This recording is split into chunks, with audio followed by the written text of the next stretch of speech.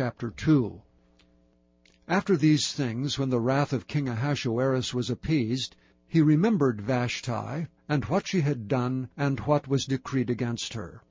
Then said the king's servants that ministered unto him, Let there be fair young virgins sought for the king, and let the king appoint officers in all the provinces of his kingdom, that they may gather together all the fair young virgins unto Shushan the palace to the house of the women, under the custody of Hegai, the king's chamberlain, keeper of the women, and let their things for purification be given them. And let the maiden which pleaseth the king be queen instead of Vashti. And the thing pleased the king, and he did so. Now in Shushan, the palace, there was a certain Jew, whose name was Mordecai, the son of Jair, the son of Shimei, the son of Kish, a Benjamite, who had been carried away from Jerusalem with the captivity, which had been carried away with Jeconiah king of Judah, whom Nebuchadnezzar the king of Babylon had carried away. And he brought up Hadassah, that is Esther, his uncle's daughter, for she had neither father nor mother, and the maid was fair and beautiful, whom Mordecai, when her father and mother were dead, took for his own daughter. So it came to pass, when the king's commandment and his decree was heard, and when many maidens were gathered together unto Shushan the palace, to the custody of Hegai, that Esther was brought also unto the king's house, to the custody of Hegai, keeper of the women.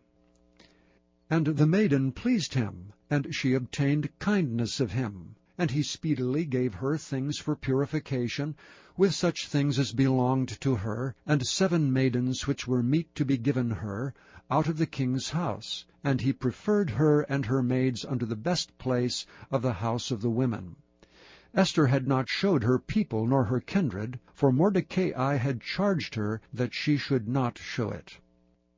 And Mordecai walked every day before the court of the women's house, to know how Esther did and what should become of her. Now when every maid's turn was come to go in to King Ahasuerus, after that she had been 12 months according to the manner of the women, for so were the days of their purification accomplished, to wit, 6 months with oil of myrrh, and 6 months with sweet odors, and with other things for the purifying of the women, then thus came every maiden unto the king. Whatsoever she desired was given her to go with her out of the house of the women unto the king's house.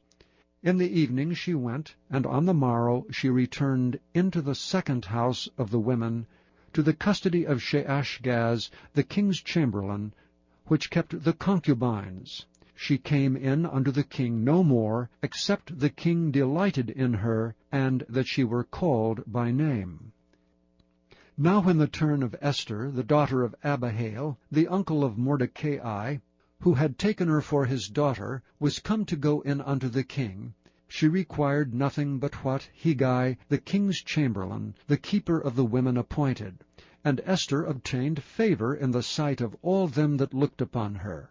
So Esther was taken unto King Ahasuerus into his house royal in the 10th month, which is the month of Tebeth, in the 7th year of his reign. And the king loved Esther above all the women, and she obtained grace and favor in his sight more than all the virgins, so that he set the royal crown upon her head, and made her queen instead of Vashti. Then the king made a great feast unto all his princes and his servants, even Esther's feast. And he made a release to the provinces, and gave gifts according to the state of the king.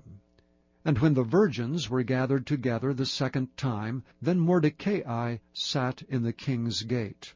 Esther had not yet showed her kindred nor her people, as Mordecai had charged her, for Esther did the commandment of Mordecai like as when she was brought up with him. In those days, while Mordecai sat in the king's gate, 2 of the king's chamberlains, Bigthan and Teresh, of those which kept the door, were wroth, and sought to lay hand on the king Ahasuerus. And the thing was known to Mordecai, who told it unto Esther the queen. And Esther certified the king thereof in Mordecai's name. And when inquisition was made of the matter, it was found out. Therefore they were both hanged on a tree, and it was written in the book of the Chronicles before the king.